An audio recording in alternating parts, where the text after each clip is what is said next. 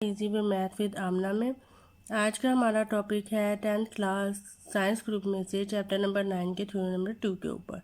Theorem number 2 की statement हम सबसे पहले देखते हैं। वो कहते हैं कि एज अ स्ट्रेट लाइन, एक ऐसी सीधी line draw from the centre of a circle, जो कि सर्कल के सेंटर में से हम लोग ड्रा कर रहे हैं, टू बाइसेक्ट, उसको दो बराबर हिस्सों में तकसीम करेगी या कोड एक की तय खत को, which is perpendicular to the कोड, के वो उसके ऊपर परपेंडिकुलर होगी उस कोड के ऊपर।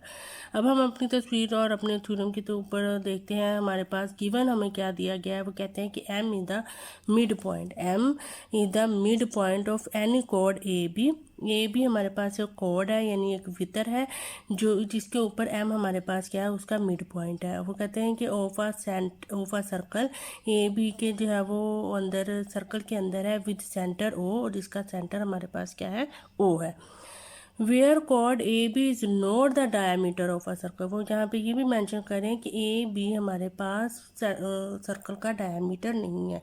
डायमीटर के लिए सर्कल के एक बहुत मेन जो कंडीशन है वो ये है कि डायमीटर हमेशा सर्कल के सेंटर में से पास करता है और दायरे के दो पॉइंट्स को आपस में मिलाता है। ये इस तरीके से अगर कोई लाइन हम ड्रा करेंगे वो डायमीटर होगा, लेकिन कोड के लिए ये शर्त ज़रूरी नहीं है। कोड जो है वो हमारे पास सिर्फ इतना उसका है कि सर्कल के दो पॉइंट को आपस में मिलाता है। ये मैंने जो यहाँ तस्वीर में ए बी ड्रा किया है, ये एक कोड है।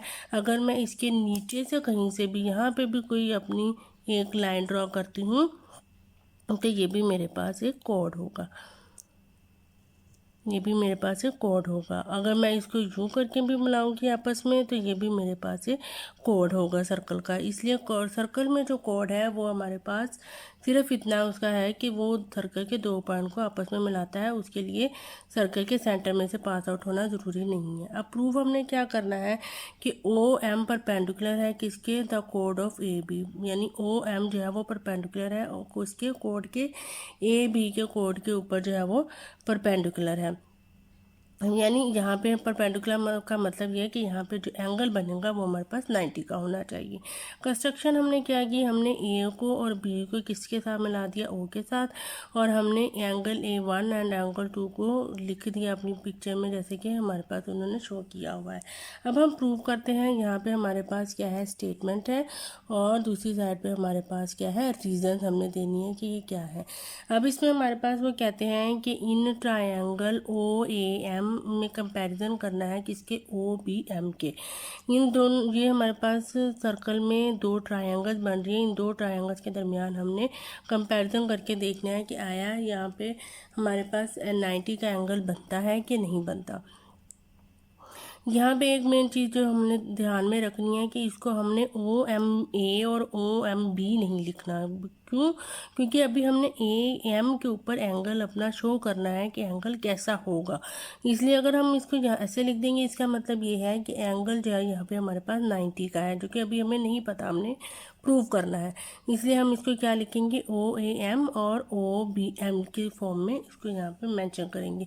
और हम आपको ये भी पता होगा कि जब भी हम इस तरीके से किसी भी चीज़ को शो करते हैं तो जो भी दरमियान में हमारे पास नंबर हो या हमारे पास नेम होता है वो उसके एंगल को शो कर रहा होता है कि यहाँ पे हमेशा एंगल होता है। इस तरीके से हमने सिर्फ उस पॉइंट को यहाँ पे शो करना है। अगर वो कहता है कि radii of the same circle, कि एक ही सर्कल है उसके जो रेडियस है, रेडियाई मीन्स रेडियस जो है वो सेम है, वो कौन कौन से है, ओ ए एंड ओ बी। ये हमारे पास रेडियस बन जाता है सर्कल का, ओ ए एंड ओ बी। फिर हमें गिवन क्या दिया हुआ था कि एम जो है वो हमारे पास परपेंडिकुलर है, यानी एम जो है वो बाइसेक्ट कर रहा है ए बी को, इस वजह से मैयर ए एम इक्वल है किसके, मैयर बी एम के।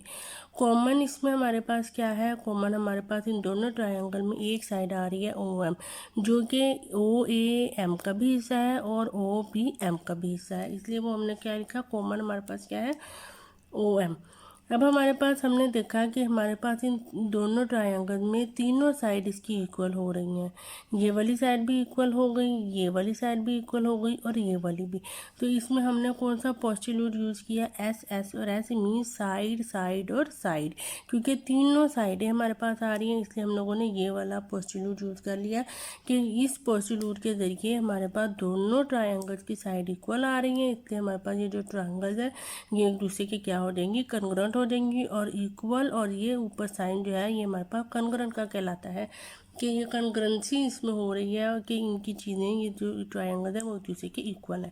फिर हमने कहा कि corresponding angles of a cognated triangles, हमारे पास एंगल्स जो है, अब साइड तो हमारे पास इक्वल हो गई, अब एंगल्स के ऊपर बात करते हैं कि वो कैसे होंगे।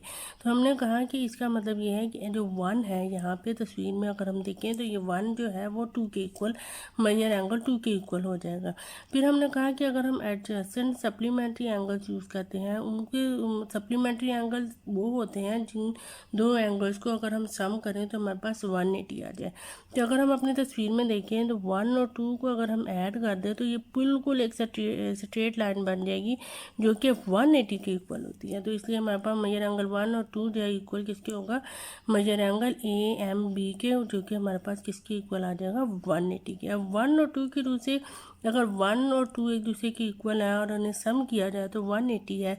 इस मीन्स कि ये एक एंगल हमारे पास जो होगा वो मेजर एंगल जो 1 है वो भी किसके इक्वल होगा, 90 के, और 2 भी किसके इक्वल होगा, 90 के। यानी इन दोनों को सम करें 90 तो वो किसके इक्वल आ जाएगा, 180 के। इस मीन्स कि हमारे पास M के ऊपर जो एंगल है वो 90 का बन रहा है, तो वो M जो है वो हमारे पास परपेंडिकुलर होगा किसके, AB के। और यही हमने प्रूव करना था कि अगर वो जो नुक्ता M है वो हमारे पास AB को बाइसेक्ट कर रहा है, तो इस मीन के ये जो OM है, ये जो हमारे पास लाइन ड्रॉ की जा रही है, ये क्या होगी, परपेंडिकुलर होगी। और परपेंडिकुलर का मतलब ये है कि यहाँ, अगर आपको मेरी वीडियो अच्छी लगी हो तो please like, share and subscribe my channel.